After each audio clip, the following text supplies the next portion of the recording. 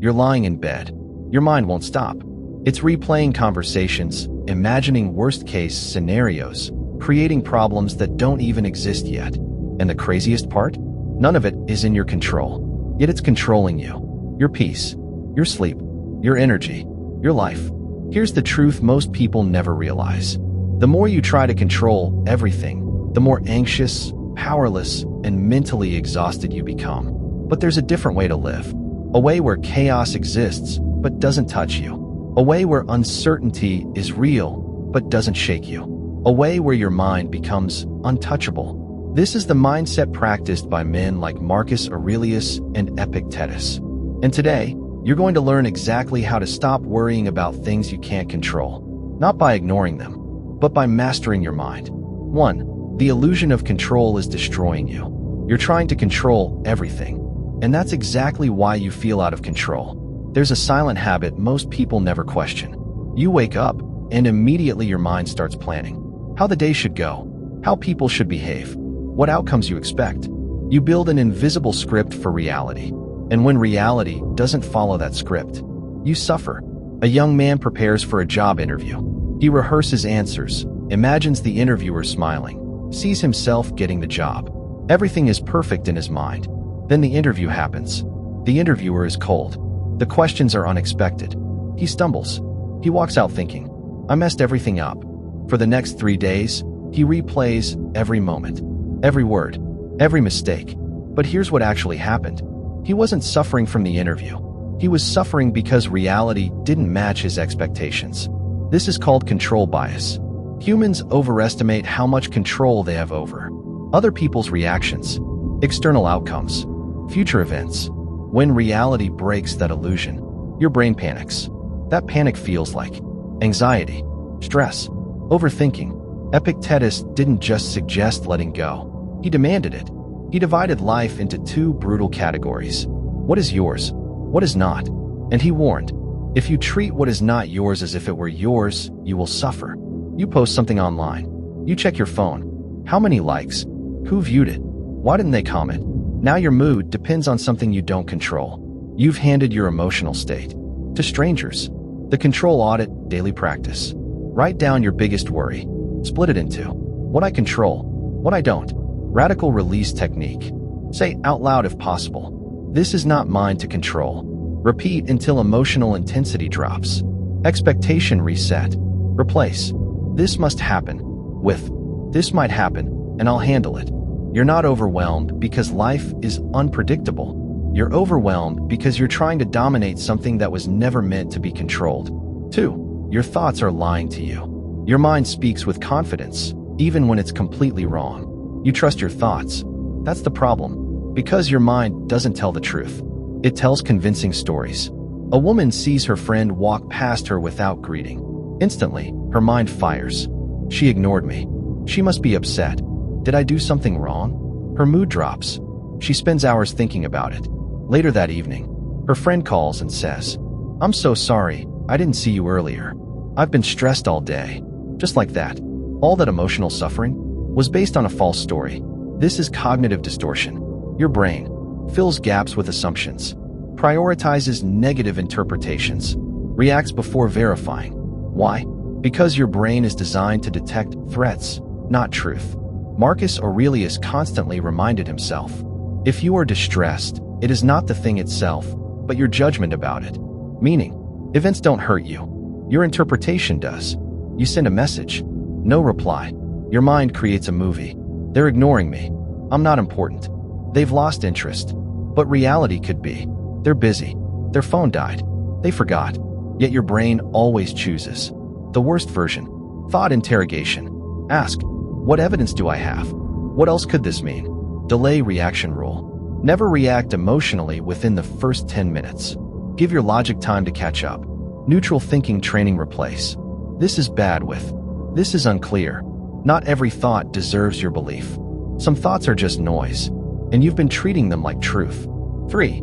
You're addicted to worry. Worry feels responsible, but it's secretly controlling you. There's a reason you keep worrying, even when it hurts, even when it drains you, because part of you believes, if I worry enough, I'll be prepared.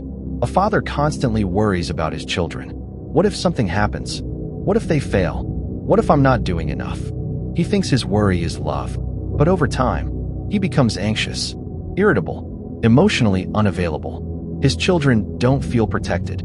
They feel pressure. Worry creates a loop of false control. You imagine a problem. You feel anxious. You worry. Anxiety temporarily drops. Brain learns. Worry works. Now it becomes addictive. The Stoics didn't tolerate useless suffering. Their philosophy was simple. If action is possible, act. If not, accept. No middle ground. You worry about money, but instead of budgeting, improving skills, you think, stress, delay. Worry replaces action. Worry action conversion. Ask, what is one thing I can do right now? Scheduled worry time. 15 minutes per day. Outside that time, no worrying allowed. Physical interrupt. When worry starts, stand up. Move your body. Break the loop. Worry is not preparation. It's procrastination in disguise. 4. Control your reaction, not reality. Your life is not shaped by events, but by your responses to them. Two people can experience the same storm and walk away with completely different lives. Two friends start a business. It fails. One says, I'm done. I'm not meant for this. The other says, what did I learn? 5 years later, one is stuck. One is thriving. Same failure, different reactions. Between stimulus and response, there is a gap. Most people react instantly. Strong minds pause. And in that pause is power. The Stoics trained emotional discipline like a muscle. Not suppression, but control. Someone insults you. Instant reaction. Anger. Retaliation. But controlled response. Silence. Composure. Now who has power? The 3-second rule. Pause before reacting. Response reframe. Ask, what would a calm person do? Daily training. Practice calm in small annoyances. You don't need to control the storm, just how you stand in it. 5. Acceptance is power. The moment you stop fighting reality, you stop suffering. Most people live in resistance. They argue with life. This shouldn't happen. This isn't fair. But reality doesn't negotiate. A man loses his job unexpectedly. For months, he says, why me? This is unfair. He stays stuck. Another man in the same situation says, okay, this is where I am. What now? One resists. One adapts. Only one moves forward. Resistance creates frustration, emotional tension, mental exhaustion. Acceptance creates clarity, calm, direction. A more fatty. Not just accept fate. Love it. Say, this is part of my path. Replace why me with what now? Practice acceptance daily in small things. Pain is inevitable. Suffering is optional. 6. Focus on what you can influence. Your power is limited, but where it exists, it's absolute. You've been spreading your energy everywhere, instead of focusing it where it actually works. A student fears failing exams. He spends weeks worrying. Another student studies daily, ignores anxiety. Result? One fails with stress. One succeeds with calm. Focus creates control, confidence, stability. Scattered attention creates anxiety, helplessness, duty over outcome. Always identify your control zone. Eliminate distractions. Execute daily. Where your focus goes, your power grows. 7. Detachment creates freedom. The tighter you hold, the more you suffer. Attachment isn't love. It's dependence. A man builds his identity around a relationship. When it ends, he feels lost. Not because love ended, but because he lost himself. Attachment creates fear of loss. Detachment creates stability. Everything is temporary. Accept it. Practice independence. Reduce emotional dependence. Build inner strength. When nothing owns you, nothing controls you. Right now, there are things in your life you cannot control. People, outcomes, the future, and maybe that scares you. But what if I told you? That's where your freedom begins. Because the moment you stop trying to control everything, you start controlling the only thing that matters. Yourself, your thoughts, your reactions, your peace. And that is unshakable. So from today, let go of what isn't yours.